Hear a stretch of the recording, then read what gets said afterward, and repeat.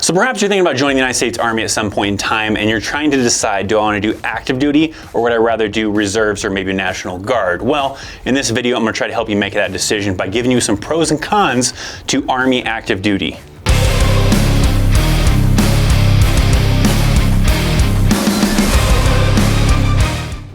What's up, my friends? Welcome to an all-new video, and in this video I'm going to be talking about some pros and cons to being active duty in the United States Army. As a veteran myself who was on active duty in the United States Army and even deployed twice to Iraq, I'm going to try to help you out to make that decision, to tell you what I feel are some of the pros and some of the cons to the active duty lifestyle. Now, to some of you, some of these pros might be cons and some of the cons might be pros. It kind of may be just kind of based on your situations, but this is my opinion as far as what I feel some of those pros and cons may be for active duty. And before we dive into it, if you'd like more of this Army type of content, make sure you are a part of the Chaos Army by hitting that subscribe button. Even think about clicking on that bell to get alerts as soon as new videos go live, to include the live streams and become a part of the notification platoon. So let's talk about some of those pros and cons, shall we? So let's start off with one of the pros to active duty, and that is that it's a steady paycheck, it's a steady job, it's not something you have to worry about being laid off or even being really fired. I mean, yes, you can technically get kicked out of the Army if you do something pretty serious, but I mean, if you do something a little bit minor, kind of a thing that maybe in some jobs may, get you terminated, get you fired, you're going to get in trouble in the Army and you have to kind of deal with, demotion and that pay, and you can't just quit, if you wanted to, not deal with it, but you can't get fired. The only way you kind of get fired from the Army is by getting kicked out of the Army, and that means probably committing some kind of felony or something serious enough, maybe like coming up hot on a drug test, a DUI, those kind of things. So getting fired is probably harder in the Army compared to like a civilian job, and you don't have to worry about getting laid off. They're not going to be making budget cuts or cutting positions to lay you off and now you're jobless because you got laid off. They do sometimes occasionally make some cutbacks in an MOS, in a job field that is over strength, but they're not just going to simply kick you out of the Army because your job is over strength. They're going to give you an option. They're going to give you an option to either reclassify to a different job or just get out early. So you have the choice. You're not just going to be all of a sudden one day laid off. And yes, you still kind of have that job stability with the Reserves and National Guard as well, but it's more like a part-time kind of a thing. And we'll kind of dive a little bit more into that as well, because also kind of in the same category is that steady paycheck. So you have a steady paycheck on active duty, whereas yes, you still have a steady paycheck on Reserves and National Guard, but it's like a steady part-time paycheck. You still need probably another source of income other than your Army job. So you're not going to have to worry on active duty about your hours getting cut, about pay cuts or something like that. So now you used to make this much an hour, now you're gonna make this much an hour. No, the only time that kind of happens if you demoted. So if you screw up and yes, you get in trouble serious enough to, be a situation where you're getting Article 15, then yes, you could get demoted. Now let's talk about a negative or a con for the active duty side of it, and that is that you're gonna have to be away from family. For some of you, maybe you want to be away from family, so that's actually a pro. But for some people, maybe that have a very strong bond with their family, their mother, father, brothers, sisters, whatever the case is.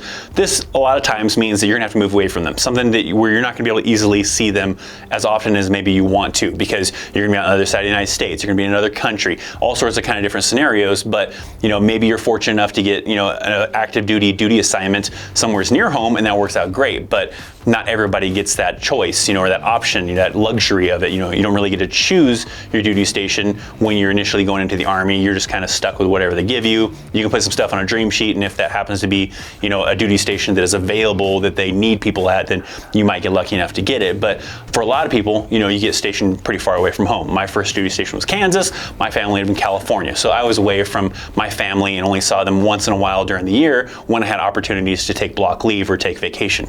Now, if you have like a husband or a wife or some children, well then, they're gonna come with you. So you at least will have those individuals with you. For single soldiers, or even married soldiers that have family somewhere else completely away from where their first duty station or several other later duty stations end up being, it ends up meaning having to be away from family and only seeing them once in a while when you have the opportunity to take some kind of block leave or something to go visit family.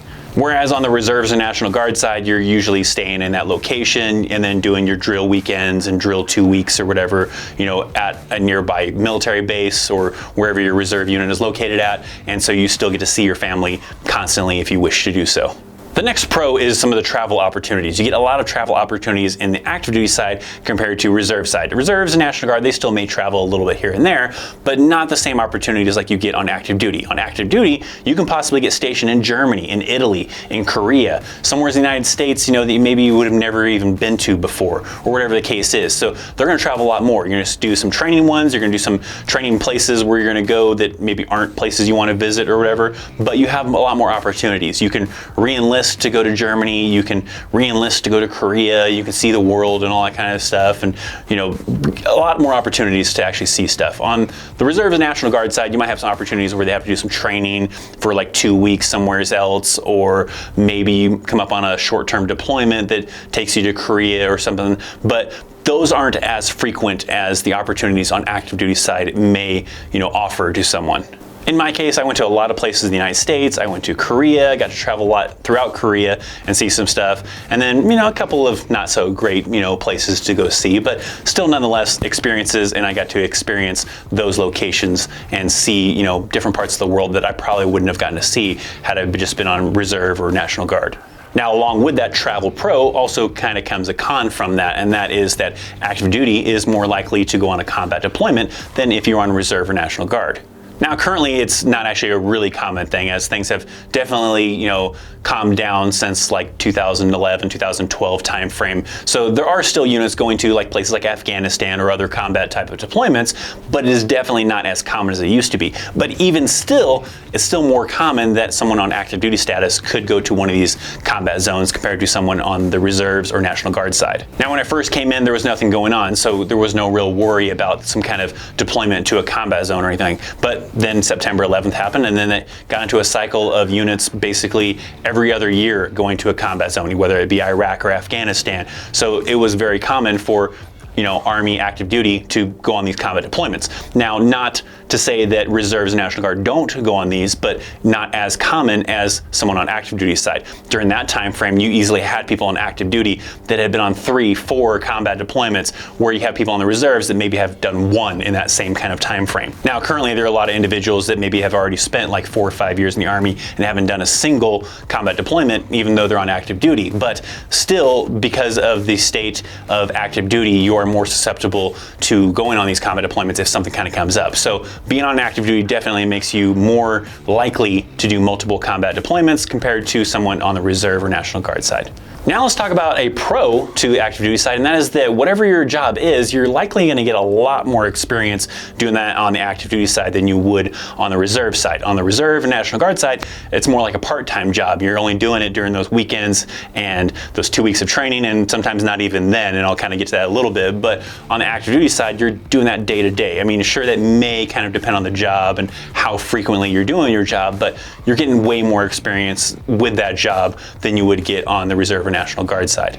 A lot of the experience I've seen with those individuals on the Reserves and National Guard is that their weekend training comes up or their 2-week training comes up, and a lot of times units are just trying to fill that time with some kind of training. It may or may not be a part of their actual job. It may just be simply doing some first aid, doing some kind of computer systems type of training, like using the navigation system or some of the reporting systems that the Army uses, or whatever they can kind of use to fill that time frame, especially like the weekend trainings where it's only 2 days. So some of that time frame I've heard from a lot of people that I know that are like on Reserve or National Guard, they spend that catching up with their buddies that they haven't seen since the last drill weekend. They're, maybe going and doing some other little fun stuff with some of the unit, maybe having a barbecue, sometimes I've actually heard, and then sometimes just some other, training they can kind of fit in here and there. So that may depend sometimes on your job, but a lot of the cases on the Reserve or National Guard side, when you're actually showing up, it's not a whole lot with your job. You have a little bit here and there, and then a lot of other stuff that are happening more on active duty.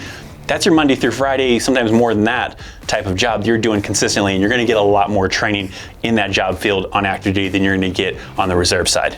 Now let me hit you up with one more con for the active duty side, and that is you are restricted to a 250-mile radius. And now I've talked about this in other videos in different other formats, but it is definitely a con to being on active duty side because it's not something that exists on the Reserve or National Guard side. So when you're on active duty, wherever your installation is at, you're restricted to a 250-mile radius of that installation. So that means that if you have a sudden thing that comes up on the weekend where you and your buddies are like, hey, let's go to Vegas, or hey, I want to go see my family, or whatever happens, if that wasn't pre-planned and you haven't put in for a mileage pass or put in for a leave, you're not supposed to be doing that kind of a thing. Now I say not supposed to be doing that kind of thing. It's not like something that they can actually necessarily track, but you're not allowed to go beyond 250-mile radius. So that doesn't mean if you go outside of a 250-mile radius that all of a sudden... Sir, Private Johnson has just left the 250-mile radius zone. What? Not on my watch. Scramble the Apaches, give me a strike team. I want his ass brought back here now. I don't care what it takes. Yes, sir. But that does mean like if you get caught, so you have something like you got hurt while you were off in Vegas or at your family's house or something like that, you got in trouble, or maybe they had an alert back at your unit where they do these things where they call everybody up and say, hey, you got 3 hours whatever to be at this location because we need to make sure that you're still in the area, or something that could happen where they checked up on you or whatever to make sure you were still in the area. So if they check on it or something happens at the location where you were at and they find out about it, then you can get in trouble. But there's not like a tracking beacon, hidden under your skin, and they know if you left that 250-mile radius. Because a lot of people still just even go outside of that 250-mile radius. But again, if you get caught, then you have to suffer the consequences of that. On the Reserve and National Guard side, they don't have this. They just care about you showing up for your weekend drill or your 2-week drill, whatever the case is. What you do in between that time frame, within reason, I guess. They don't care what you're doing. You can be going on vacations to another country or whatever. They just need you to be at the training time and location that they predetermine, for your weekend drill or your 2-week drill or whatever. So those are some things to kind of consider when you're trying to make the decision if you want to do active duty or if you want to do something like the Reserves or the National Guard. One of the main kind of examples I usually give to individuals that are asking me, what do I recommend, active duty or National Guard? Well, I say if you're someone who maybe has a great civilian job right now, maybe you're going to school or something like that, then maybe the Reserves and National Guard is great for you because that's just a part-time job while you continue doing your other full-time job that you really enjoy, that maybe has some great opportunities for you, or you're going to school to get an education. So that may be a good opportunity for you to continue doing those things while you're still kind of, being in the military, if that's something you're kind of interested in. Where if you don't have that, you're not interested in going to school just yet, or maybe you've already gone to school and you want to be an officer, or maybe you don't have any kind of great civilian kind of job career and the military is really what you want to dedicate your time to, then active duty could be it, right? When I went active duty, it was because I didn't plan on going to school immediately. I didn't have any kind of great civilian job that I wanted to continue doing. I just wanted to have a great, steady job. I wanted to have something that was going to build a lot of experience, so I went active duty for that. So those pros and cons are things you have to kind of weigh, plus, your situation. Is that something you want to do part-time, or is it something where you're just ready to commit to the military full-time?